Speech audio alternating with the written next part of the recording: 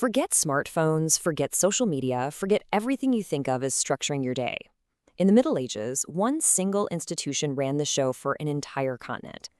Today, we're going to dive into how the Christian church wasn't just part of life back then, it was life, shaping everything from how you told time to the very maps of the world. Okay, let's just transport ourselves for a second. Picture this. It's the year 1200. It's 6 o'clock in the morning. Your alarm clock? It's not your phone. It's the deep, booming sound of church bells rolling across the fields. And that sound isn't a gentle nudge to wake up. It's a command. It's telling you it's time to pray before your workday can even start. This wasn't a choice. It was the rhythm of your entire existence, completely anchored to the church.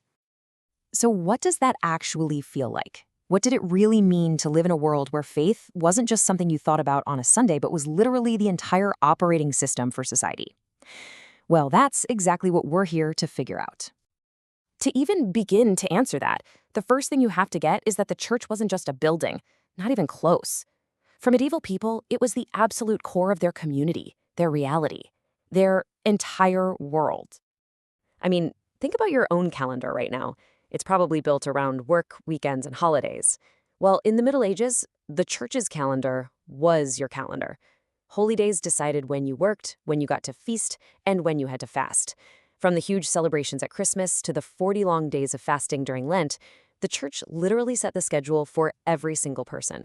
So how did the church get this powerful? This kind of influence doesn't just happen overnight, right? Nope, this was something built slowly, piece by piece, over more than 1,000 years. You know, Christianity started out as a small, often hunted faith inside the massive Roman Empire. For hundreds of years, it grew pretty slowly. But then, a huge turning point. In 313, the Roman Emperor Constantine himself converts. Less than 70 years later, boom, it's the official state religion. And here's the wild part. As the Roman Empire started to crumble, the church only got stronger, becoming the one thing that held Europe together. But that unity wasn't going to last. In 1054, all these disagreements over what to believe, what language to pray in, and who was in charge just boiled over. The result was a massive split called the Great Schism. It was like a huge breakup. In the West, you got the Catholic Church, based in Rome, speaking Latin. The name Catholic actually means universal. Over in the East, you had the Orthodox Church, centered in Constantinople, speaking Greek. And Orthodox means correct. So with all this power and authority, people in the Middle Ages didn't just, think about God. They built their faith into the world around them, literally, in a huge, awe-inspiring way. And you can see it in their buildings. A whole new style of architecture popped up, what we now call Gothic. Thanks to some brilliant new engineering, they could build these cathedrals with crazy tall towers and spires that looked like they were literally reaching up to touch the heavens. These things weren't just buildings, they were masterpieces of stone and stained glass. And get this, they often took centuries to finish. It was all about showing an overwhelming love for God. And that faith didn't just stay in one place. It got people moving on these incredible journeys called pilgrimages. This was a trip, sometimes hundreds of miles long, to a holy site. Maybe a saint was buried there, or a miracle happened. You might go to fulfill a promise or to pray for a cure for some sickness. For most people, this was a massive deal, a profound, once-in-a-lifetime spiritual adventure. So faith was a big deal for everybody, but for some people, it was their entire life. I'm talking, of course, about monks and nuns.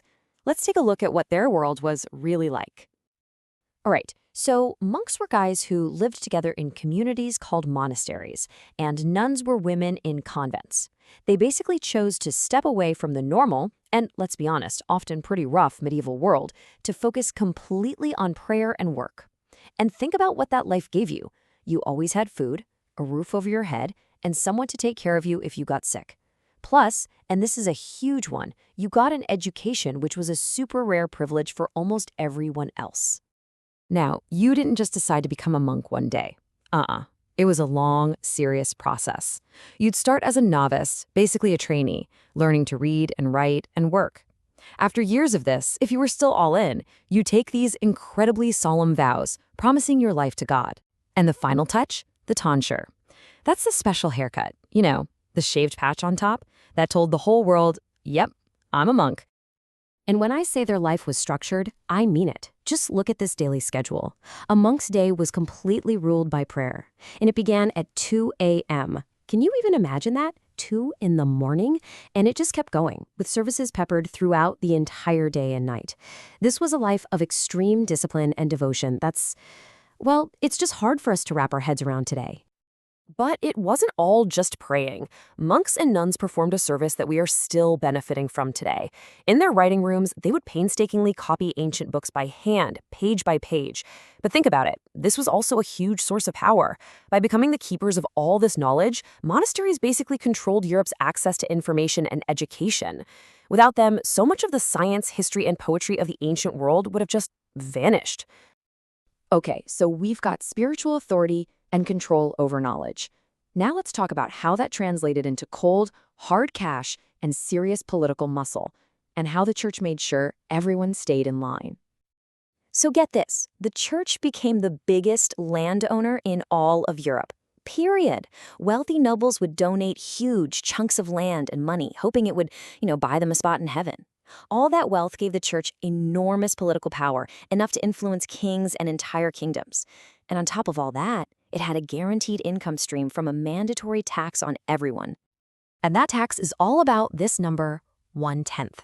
Every single Christian, from the poorest peasant farmer to the richest lord, was required to pay 1/10 of everything they earned to the church. This tax was called the tithe, and it created this staggering, unstoppable river of wealth flowing straight into the church's pockets. But when you have that much power, what happens when people disagree with you? Well, any belief that went against the official church teachings was called heresy. And if you were accused of being a heretic for basically just thinking the wrong way, you could be kicked out of the church, thrown in prison, or worse.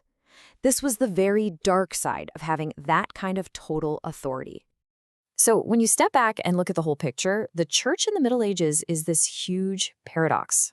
On one hand, it provided the very framework for life, a path to salvation, and it was the glue that held society together when everything else was falling apart.